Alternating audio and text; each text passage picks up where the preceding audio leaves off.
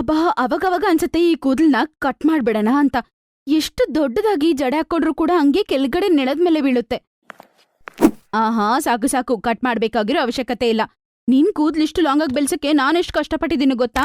ಚಿಕ್ಕವಾಗಿಂದ ನಿನ್ಗೋಸ್ಕರ ಎಣ್ಣೆ ನಾನೇ ತಯಾರಿ ಮಾಡಿ ನಿನ್ಗೆ ಎಣ್ಣೆ ಹಚ್ತಿದ್ದೆ. ಮತ್ತೆ ದಿನಾ ನಿಂಗೆ ಆಲೋವೆರಾ ಜೆಲ್ ಹಚ್ತಿದ್ದೆ. ನಾನೆಷ್ಟು ಕಷ್ಟ ಮಾಡಿದೀನಿ. ನೀನು ಬೇಗ ರೆಡಿಯಾಗಿ ಬಾ, ಮದ್ವೆಗೆ ಹೋಗ್ಬೇಕು, ಅರ್ಥ ಆಯ್ತಾ?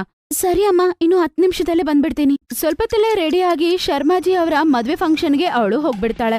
ಅಲ್ಲಿ ಹೋಗಿದ ತಕ್ಷಣ ಕೌಸಲ್ಯ ಅವನ ಮಗನಾದ ಗಗನ್ ಜೊತೆ ಹೋಗಿರ್ತಾಳೆ. ಕೌಸಲ್ಯ ಪ್ರಿಯಾಂಕನ ಕೂದ್ಲು ನೋಡ್ತಾಳೆ. ನೋಡಿದ ತಕ್ಷಣ ಅವಳಿಗೆ ತುಂಬಾ ಇಷ್ಟ ಆಗತ್ತೆ. ಮತ್ತೆ ಅವಳು ಅನ್ಕೋತಾಳೆ, ಆಹಾಹಾ ಹುಡುಗಿ ಎಷ್ಟು ಸುಂದರವಾಗಿದ್ದಾಳಪ್ಪ. ಈ ತರ ಒಂದ್ ಹುಡುಗಿ ಮನೆಗ್ ಸೊಸೆಯಾಗಿ ಬಂದ್ರೆ ಎಷ್ಟು ಚೆನ್ನಾಗಿರತ್ತೆ. ನನ್ನ ಕನಸೆಲ್ಲ ನಿಜ ಆಗ್ಬಿಡುತ್ತೆ. ಉದ್ದ ಕೂದ್ಲಿರುವ ಹುಡುಗಿ ನಮ್ಮನೆಗ್ ಸೊಸೆಯಾಗಿ ಬರ್ಬೇಕು ಅಂತ ನಾನು ಯೋಚನೆ ಮಾಡಿದ್ದಲ್ಲ ನಿಜ ಆಗತ್ತೆ ಹಂಗಂತ ಅನ್ಕೋತಿರ್ತಾಳೆ. ಆಮೇಲೆ ಅವಳು ಚಿಕ್ಕ ಮಗನಿಗೆ ಮದ್ವೆ ಮಾಡ್ಬೇಕು ಅಂತ ಶರ್ಮಾಜಿ ಹತ್ರ ಮಾತಾಡ್ತಾಳೆ. ಆಮೇಲೆ ಇದ್ರ ಬಗ್ಗೆ ಅವರು ಮನೆಗೆ ಹೋಗಿ ಕೂಡ ಮಾತಾಡ್ತಾರೆ. ಗಗನ್ ಕೂಡ ತುಂಬಾನೇ ಒಳ್ಳೆ ಹುಡುಗ, ಒಳ್ಳೆ ಕುಟುಂಬದಿಂದ ಬಂದಿರೋ ಹುಡುಗ. ಚೆನ್ನಾಗ್ ಓದಿರ್ತಾನೆ, ಚೆನ್ನಾಗ್ ಸಂಪಾದನೆ ಮಾಡ್ತಾನೆ. ಅದಕ್ಕೆ ಒಂದಿನ ಅವರಿಬ್ಬರಿಗೂ ಮದ್ವೆ ಆಗತ್ತೆ. ಪ್ರಿಯಾಂಕಾಗೆ ಮದ್ವೆ ಆದ ನಂತರ ಅತ್ತೆ ಮನೆಗೆ ಬರ್ತಾಳೆ. ಪ್ರಿಯಾಂಕನ ಕೂದ್ಲು ನೋಡಿ ಪಕ್ಕದ ಮನೆಯವರು, ಆಹಾ ನಿಮ್ಮ ಚಿಕ್ಕ ಸೊಸೆ ಕೂದ್ಲು ತುಂಬಾ ಚೆನ್ನಾಗಿದೆ ಕೌಶಲ್ಯ. ಆದ್ರೆ ಕೌಶಲ್ಯ, ನನಗೆ ಒಂದ್ ವಿಷಯದ ಬಗ್ಗೆ ತುಂಬಾನೇ ಭಯ ಆಗ್ತಿದೆ ಗೊತ್ತಾ? ಏನದು? ಅದೇ ನಿಮ್ಮ ದೊಡ್ಡ ಸೊಸೆಗೆ ಕೂದ್ಲೇ ಇಲ್ಲ. ನಿಮ್ಮ ದೊಡ್ಡ ಸೊಸೆನೋ ಬೋಳು, ಆದ್ರೆ ಚಿಕ್ಕ ಸೊಸೆಗೆ ಇಷ್ಟು ಕೂದ್ಲಿದೆ.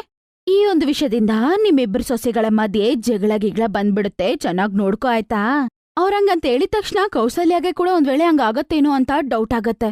ಇನ್ನೊಂದ್ ಕಡೆ ಪ್ರಿಯಾಂಕಾ, ಆ ಮನೆ ದೊಡ್ಡ ಸೊಸೆಗೆ ಕೂದ್ಲಿಲ್ಲ ಅಂತ ಗೊತ್ತಾಗಿದ ತಕ್ಷಣ, ಏನು ಅಕ್ಕನ್ಗೆ ಕೂದ್ಲಿಲ್ವಾ? ಹೌದಮ್ಮ, ಅದಕ್ಕೆ ಅವಳು ಮದ್ವೆಯಲ್ಲಿ ಕೂಡ ತಲೆ ಮೇಲೆ ಮುಸುಗಾಕೊಂಡ್ ಸುತ್ತಾಡ್ತಾ ಇದ್ಲು. ಆಗ ಅಂಜಲಿ ಕರೆಕ್ಟಾಗಿ ಆಚೆ ಬರ್ತಾಳೆ. ಅವಳ ತಲೆಯಲ್ಲಿ ಒಂದೇ ಒಂದ್ ಕೂದ್ಲು ಕೂಡ ಇರಲ್ಲ. ಪೂರ್ತಿಯಾಗಿ ಅವಳು ಬೋಳು. ಅವಳು ಎಲ್ಲರೂ ಮಾತಾಡ್ಕೊಳ್ಳೋದನ್ನ ಕೇಳಿಸ್ಕೊತಾಳೆ. ಯಾರ್ ನೋಡಿದ್ರು ಇವಳನ್ನೇ ಹೊಗಳ್ತಿದ್ದಾರೆ, ನನ್ನನ್ನ ಯಾರು ಹೊಗಳ್ದಿಲ್ಲ. ಅದು ನನ್ ಮನೆಗೆ ಬಂದು ನನ್ ಬಗ್ಗೆ ಮಾತಾಡೋದಕ್ಕೆ ಅವ್ರಿಗೆಲ್ಲರಿಗೂ ಎಷ್ಟು ಧೈರ್ಯ. ಎಲ್ಲರಿಗೂ ನಾನು ಬುದ್ಧಿ ಕಲಿಸ್ತೀನಿ. ಆದ್ರೆ ಇವತ್ತು ಇವಳಿಂದ ನಾನು ಈ ಮಾತೆಲ್ಲ ಕೇಳ್ಬೇಕಾಯ್ತು. ಕೋಪದಿಂದ ಗುರಾಯಿಸ್ಕೊಂಡು ಅವಳನ್ನ ನೋಡ್ತಾಳೆ. ಮತ್ತೆ ಅವಳು ಅಲ್ಲಿಂದ ಒಳಗಡೆ ಹೋಗ್ಬಿಡ್ತಾಳೆ. ಮತ್ತೆ ಇದೇ ತರ ಸ್ವಲ್ಪ ದಿನ ಕಳೆದು ಹೋಗುತ್ತೆ. ಒಂದಿನ ಗಗನ್ ಹೆಂಡ್ತಿಗೋಸ್ಕರ ಹೂವ ತಗೊಂಡ್ ಬಂದ್ ಕೊಡ್ತಾನೆ. ಇತ್ತು ಡಾರ್ಲಿಂಗ್, ಇದು ನಿನಗೋಸ್ಕರನೇ. ಅರೆ ವಾ, ಹೂವನ ತುಂಬಾ ಸುಂದರವಾಗಿದೆ. ಆದ್ರೆ ಇದು ನಿನ್ನ ಕೂದಲಿಂದ ಅಲ್ಲ. ನೀನ್ ಯಾವಾಗ ಇದನ್ನ ನಿನ್ನ ಕೂದಲಿಗೆ ಹಾಕೊಳ್ತೀಯೋ ಆಗ ಇದರ ಸೌಂದರ್ಯ ಇನ್ನೂ ಹೆಚ್ಚಾಗುತ್ತೆ. ನೀವೇ ಹೂವ ಇಡ್ಬೋದಲ್ವಾ? ಮತ್ತೆ ಗಂಡ ಹೂವ ಇಡ್ತಾನೆ. ಆದ್ರೆ ದೂರದಿಂದ ಆ ದೊಡ್ಡ ಸೊಸೆ ಇದನ್ನೆಲ್ಲ ನೋಡ್ತಿರ್ತಾಳೆ. ಆಮೇಲೆ ಅವಳು ತುಂಬಾ ಕೋಪದಿಂದ ಅವಳು ರೂಮ್ ಒಳಗಡೆ ಹೋಗ್ತಾಳೆ. ಅವಳನೆ ಬರಹ ಚೆನ್ನಾಗಿದೆ. ಆ ದೇವ್ರು ಅವಳಿಗೆ ಸುಂದರವಾದ ಕೂದ್ಲು ಕೊಟ್ಟಿದ್ದಾನೆ. ಮತ್ತೆ ಪ್ರೀತಿಯಿಂದ ನೋಡ್ಕೊಳ್ಳೋ ಗಂಡ ಆಚೆ ಹೋಗಿ ನೋಡಿ ಅವಳಿಗೋಸ್ಕರ ಪ್ರೀತಿಯಿಂದ ಹೂವ ತಂದಿದ್ದಾನೆ. ಆಮೇಲೆ ಪ್ರೀತಿಯಿಂದ ಅವನೇ ಇಟ್ಟಿದ್ದಾನೆ. ಮತ್ತೆ ನೀನೇನ್ ಬಯಸ್ತೀಯ? ನಾನ್ ಕೂಡ ನಿನ್ನ ಈ ಬೋಳು ತಲೆಗೆ ಹೂವ ತಗೊಂಬರಲ್ಲ? ಅದೀ ತೋಟದಲ್ಲಿ ಬೆಳೆಯೋದೇ ಇಲ್ಲ ಅಂದ್ರೆ ಮತ್ತೆ ಏನ್ ಪ್ರಯೋಜನ? ನೀನ್ ಸುಮ್ನೆ ತಮಾಷೆ ಮಾಡ್ತೀಯಪ್ಪ. ಮದ್ವೆ ಆಗಿ ಇಷ್ಟು ದಿನ ಆದ್ರೂ ಸಹ ಅವರ ಗಂಡ ಅವಳನ್ನ ಚುಡಾಯಿಸಿರೋದಿಲ್ಲ.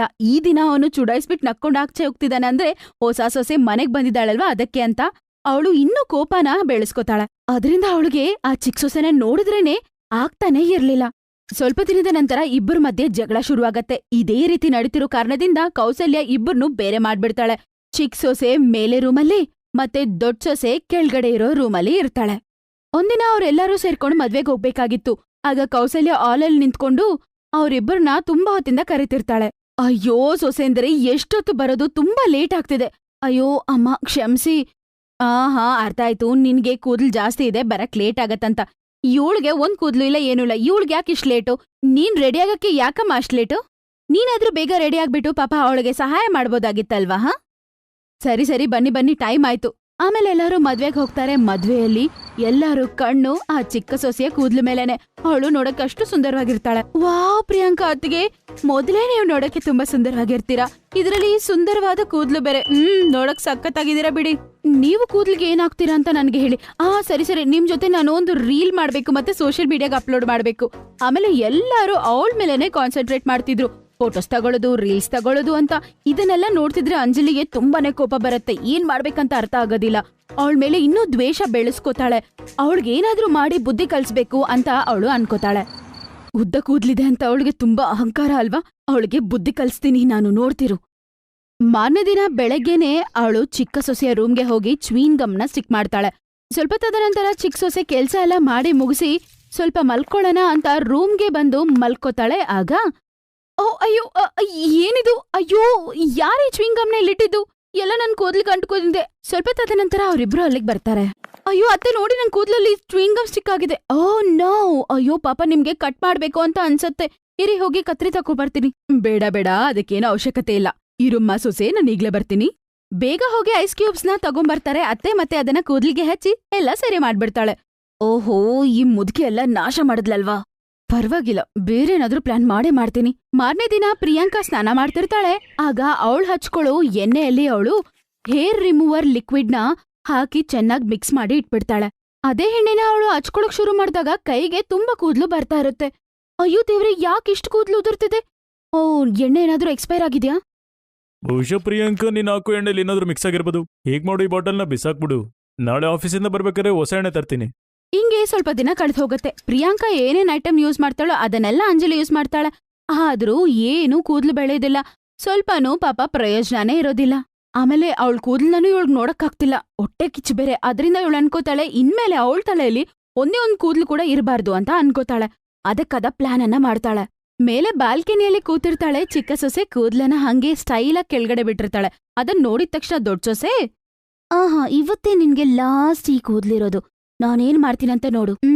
ತುಳಸಿಗೆ ದೀಪ ಇಡ್ತೀನಿ ಅಂತ ಎತ್ಕೊಂಡೋಗಿ ಬೇಕಂತಾನೆ ಅವಳು ಚಿಕ್ಕ ಸೊಸೆಯ ಕೂದ್ಲತ್ರನೇ ಎತ್ಕೊಂಡೋಗಿ ಇಟ್ಬಿಡ್ತಾಳೆ. ಅದನ್ನ ಇಟ್ಟಿದ ನಂತರ ಆಮೇಲೆ ಸ್ವಲ್ಪ ಸ್ವಲ್ಪ ಅವಳ ಕೂದ್ಲಿಗೆ ಬೆಂಕಿ ಹಚ್ಕೊಳ್ಳೋದು ಶುರು ಆಗ್ಬಿಡುತ್ತೆ. ಕೂದ್ಲೆಲ್ಲ ಹಾಳಾಗ್ಬಿಡುತ್ತೆ. ಪ್ರಿಯಾಂಕಾ, ಸಮಾಧಾನ ಮಾಡ್ಕೋ. ಕೌಸಲ್ಯ ಅಲ್ಲಿಗೆ ಬರ್ತಾಳೆ. ಮತ್ತೆ ಚೆನ್ನಾಗೊಂದ್ ಏಟನ್ನ ಕೊಡ್ತಾಳೆ. ನನಗ್ ಗೊತ್ತಿತ್ತಿದ್ದಲ್ಲ ನೀನೇ ಬೇಕಂತ ಮಾಡ್ತಿದ್ಯಾ ಅಂತ. ಏನ್ ಮಾತಾಡ್ತಿದ್ದೀರಾ? ನಾನ್ ಯಾಕಂಗ್ ಮಾಡ್ಲಿ? ಅವಳಿಗೆ ಉದ್ದ ಕೂದ್ಲಿದೆ ಅಂತ ನೀನ್ ನೋಡಿ ಹೊಟ್ಟೆ ಕಿಚ್ಚು. ಈ ವಿಷಯ ಪ್ರಿಯಾಂಕಾಗೆ ಆಲ್ರೆಡಿ ಗೊತ್ತಿತ್ತು. ಅವಳ ಬೆಡ್ ಮೇಲೆ ಚೂಯಿನ್ ಗಮ್ ಹಾಕಿದ್ಯಾರು? ನೀನೇ ಅಲ್ವಾ? ಎಣ್ಣೆಯಲ್ಲಿ ಹೇರ್ ರಿಮೂವಲ್ ಹಾಕಿದ್ಯಾರು? ನಿನ್ ಗಂಡ ನಂಗೆ ಎಲ್ಲ ವಿಷಯ ಹೇಳ್ದ.